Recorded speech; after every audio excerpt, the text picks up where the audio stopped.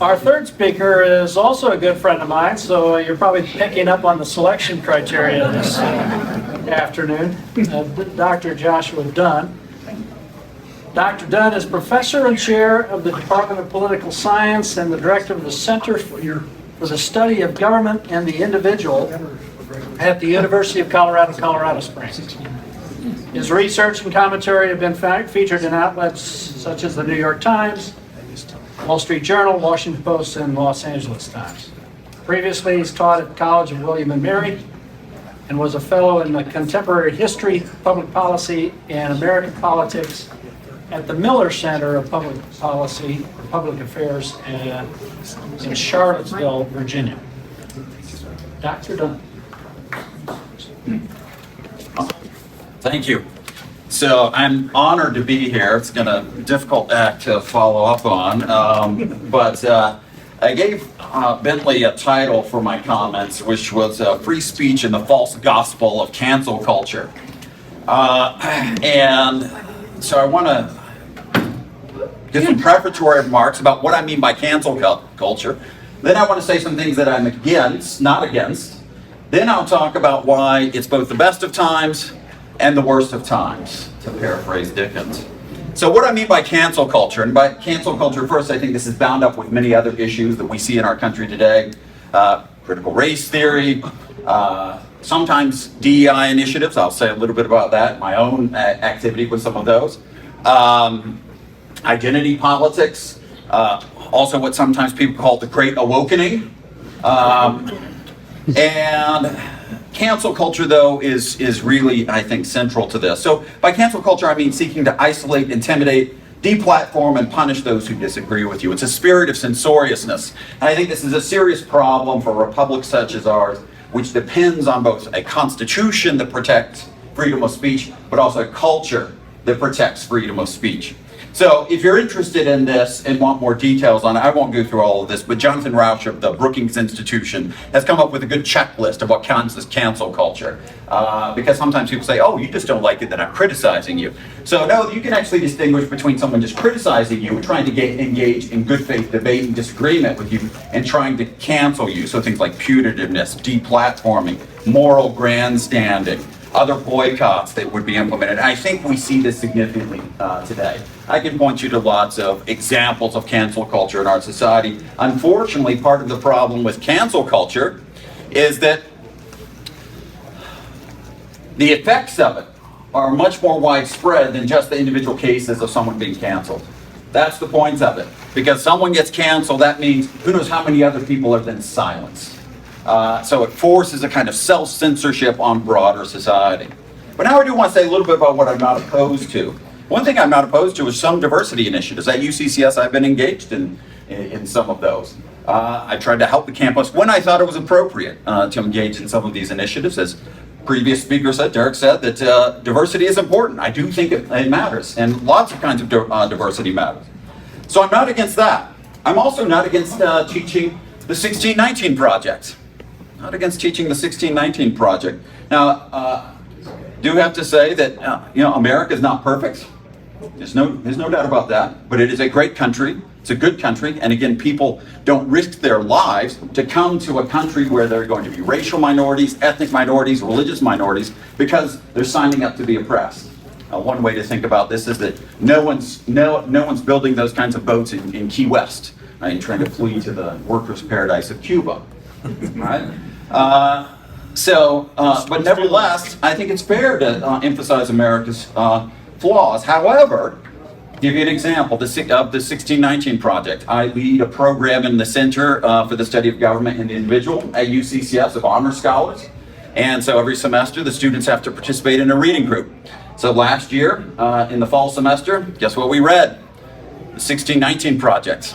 1619 Project.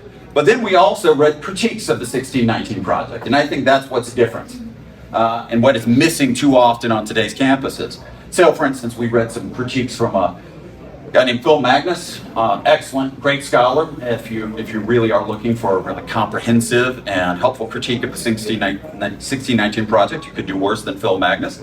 But then we also read essays from the World Socialist website.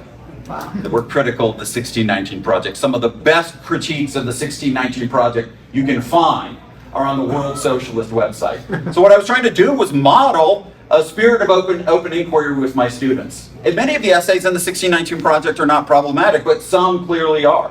Cole Hannah-Jones's essay is problematic. She made claims that were just historically false. There was another essay by a sociologist at Princeton named Matthew Desmond that relied on something called the New History of Capitalism, which is essentially just based on flawed methodology and misunderstanding of basic accounting methods. And again, I won't read about this, but I'll just give one quote from Phil Magnus, but you can go look him up on this. He said, talking about the key book that undergirds the New History of Capitalism, he said, his name is Edward Baptist, The Half Has Never Been Told, that's the primary book. He said, Baptist's book is an unscholarly mess of misinterpreted data, misrepresented sources, and empirical incompetence. But other than that, it's great. And this is, by the way, this is not an ideological opinion. There are people across the ideological spectrum in the academy who agree with that statement.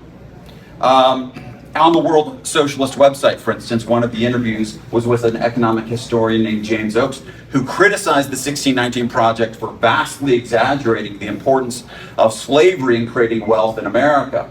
And they just rejected what economic historians have known for really 2 centuries now. But here's how he described what slavery actually did to the South. He said, slavery made the slaveholders rich, but it made the South poor. That position is rejected by the 1619 Project, and it's a position that I think is just empirically proven false by economists and economic historians. What else do I not object to? Teaching critical race theory. I, in fact, have taught critical race theory for years. Taught it for years.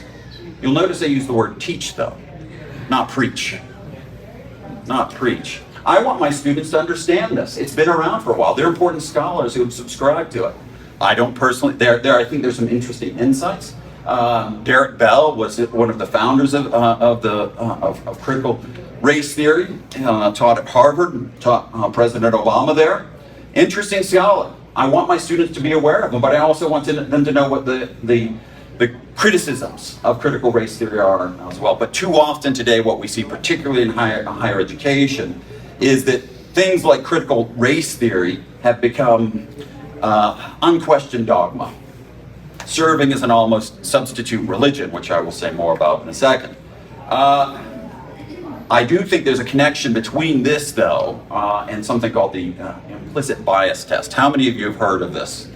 Implicit association test? A lot of the diversity training that you will see around the country is going to be based on the implicit bias test. And the idea behind the implicit bias test is that we can create windows into men's souls and see that they're in fact deeply racist, even if they don't behave in a racist way or to their own knowledge think racist thoughts.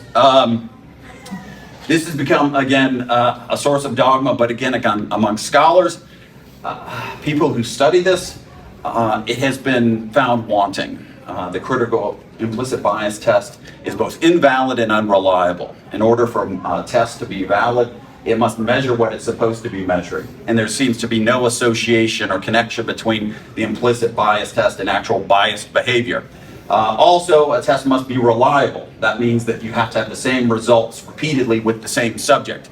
And you can go and take the implicit bias test and get wildly different results every single time you take it, indicating that it's simply an unscientific test. So, I'll quote Edward Mockery, a philosopher of science at the University of Pittsburgh, one of the best philosophy departments in the world.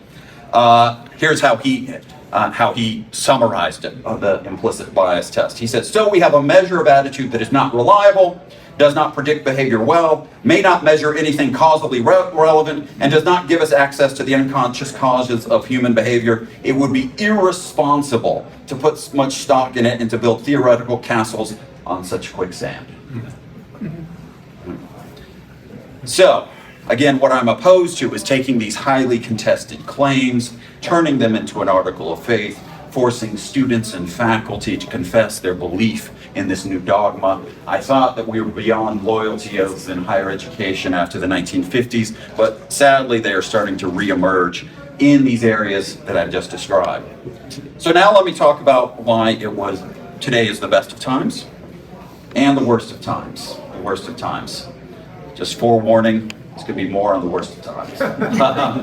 But there is reason for hope. The first is one point that I'm going to make about this being the best of times is that what we're confronting today is not a constitutional problem when it comes to free speech. It's not a constitutional problem. If you look at the Supreme Court, one area of consensus across the justices is a very strong commitment to basic principles of freedom of speech. I don't think there's been a time in our history when there's been a stronger commitment, constitutional commitment to freedom of speech than right now on the Supreme Court. I'm happy to talk about why this is later. I can get into all the details, but there are two core constitutional doctrines regarding freedom of speech that you just see 8 and 9 to nothing opinions where the justices coalesce around them. This is good news. This is good news. And it's something that you can build upon. In particular, I'll say it matters for me as a professor at a public university. I'm very grateful that public universities are bound by the First Amendment. I'll just say that. Private universities are not bound by the First Amendment. Of course, military academies, it's a different set of circumstances as well. But in general, public universities are treated just like any other government. And so that means that we have to protect basic free speech principles on campus. Private institutions, they're just bound by truth in advertising. And often that's not quite terribly strong, their commitment to it.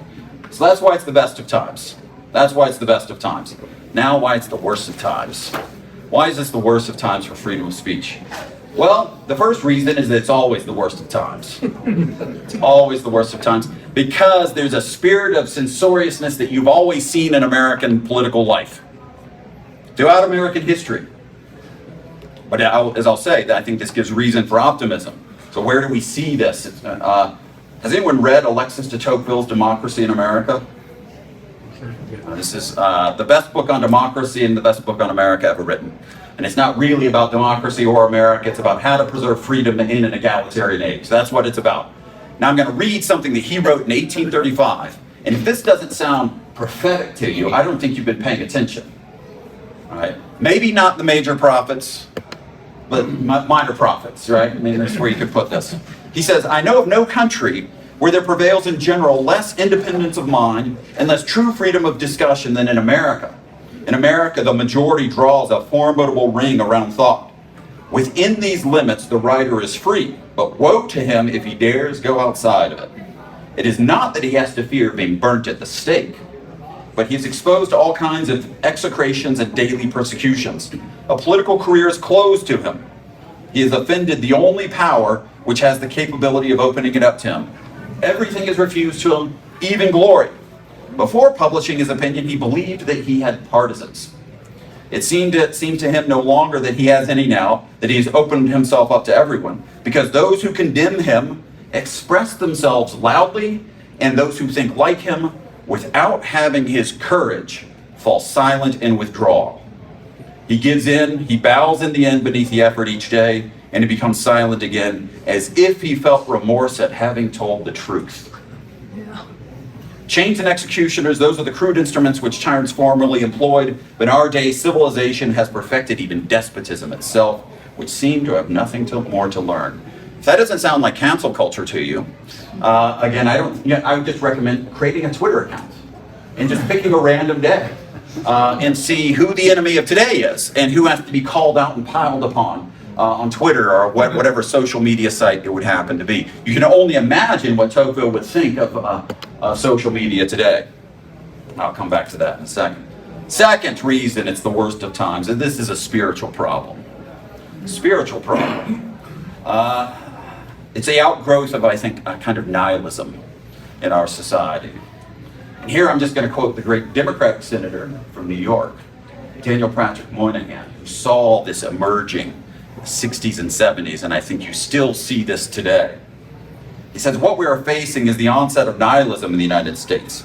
The three most important points are that nihilists are almost entirely drawn from the educated, even upper classes. They are extremely idealistic, seeing themselves as agents of the purest charity. They are violent in the most extreme ways. Nihilist movements typically have led to political regimes of the most oppressive and reactionary qualities. This is what he was witnessing again in the 60s and 70s. I think you can see this emerging again every 10 to 20 years in America, and I think you can see something similar today. So I would say, how do you see this in what I described earlier with these ideas that are all kind of connected to cancel culture, how they represent a kind of religious movement? Well, I think you can see that they have a doctrine of original sin. It's a doctrine of original sin, bias and privilege, the original sins. They have a priest class, the woke. They have ritual worship, communal confession of privilege. They have holy scriptures, the books by Robin DiAngelo, Ibram Kendi, etc. And then you have the last judgment, cancellation. You actually see these people, and you might think this is just kind of strange. You can go on Twitter and see these people using religious language to describe what they're doing, how they're rooting out their own sin and then rooting out the sins of others. I know nothing more religious than believing that those who walk in darkness must be brought into the light, which is what many of these individuals are doing. Third reason it's the worst of times. What we're witnessing is a function of political and social equality. Again, this is actually kind of good news, but it also means that it's going to be an ongoing problem, that there's no permanent cure for these problems. I'm going to quote Alexis de Tocqueville again, because again, I think that you see part of what's going on is that America has not yet reached the last stage of perfection, and this makes people angry. And so this drives some of their activity. This is what Tocqueville said. He said, when inequality is the common law of a society, the greatest inequalities do not strike the eye. When everything is more or less level, the least inequalities offend it. That is why the desire for equality always becomes more insatiable as inequality increases.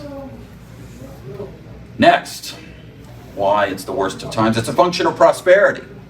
It's a function of prosperity. Part of the reason that people have time to engage in some of this is precisely because the Constitution created a system of government where people are free to use their talents in ways that are extraordinarily economically productive, that make their lives and lots of other people's lives better off.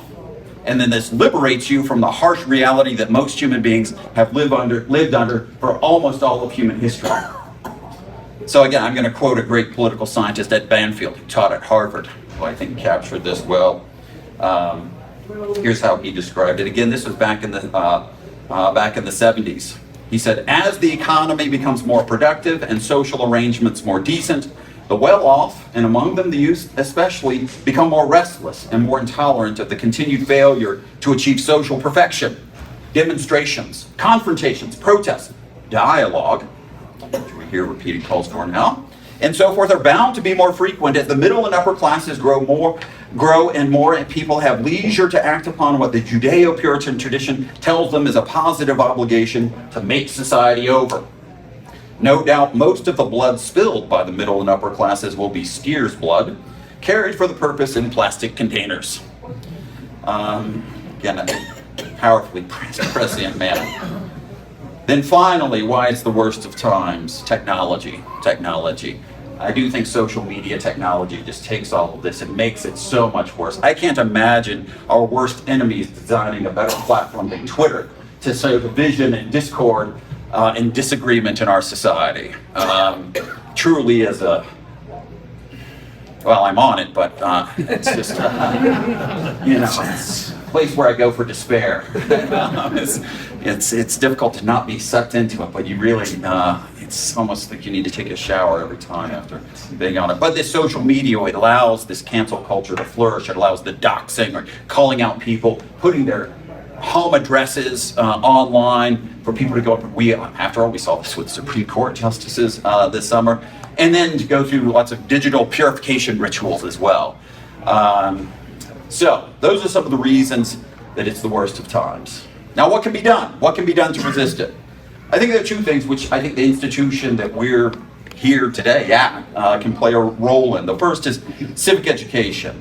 Civic education. And I would think that an institution like the Air Force Academy, again, I don't know what's going on at USAFA or anything like that, but my understanding, and I've met, of course, many alums and students at USAFA, and my sense was that there's always a goal of instilling a civic education in the students here. And I hope that our service academies will continue to do that. That will act like ballast for our society. It's important. It's important. But then I would also say moral education. Moral education. We need that as well, and I think this institution should try to instill these virtues such as courage and prudence. And if you go back to that quote from Tocqueville, courage can unfortunately be in short supply when confronting some of these illiberal, censorious elements in our society. And so what's going to take is citizens who are willing to stand up and to fight back. So I'll conclude by saying, though, even though there's a lot of bad news, I wouldn't bet against America. I would not bet against this country. This country has enormous reserves, and we faced extraordinary crises. After all, if you just go back to the 60s and 70s, or think about the 70s, we actually had honest to goodness domestic terrorists bombing like all the time, and people don't realize this, but they're actually bombing all the time. So we were able to come out of some deeply divisive times and still flourish and thrive in a country, and I think that we will do the same moving forward. I'm also going to plug in events, since others are doing this. I do lead this Center for the Study of Government and the Individual at UCCS. There's an event coming up on October 27th. We have a professor from the University of Texas coming, Justin Dyer, and he is going to be speaking on might and right, theology and politics in the making of America. I promise if you're here, you would find this talk interesting. You would enjoy this.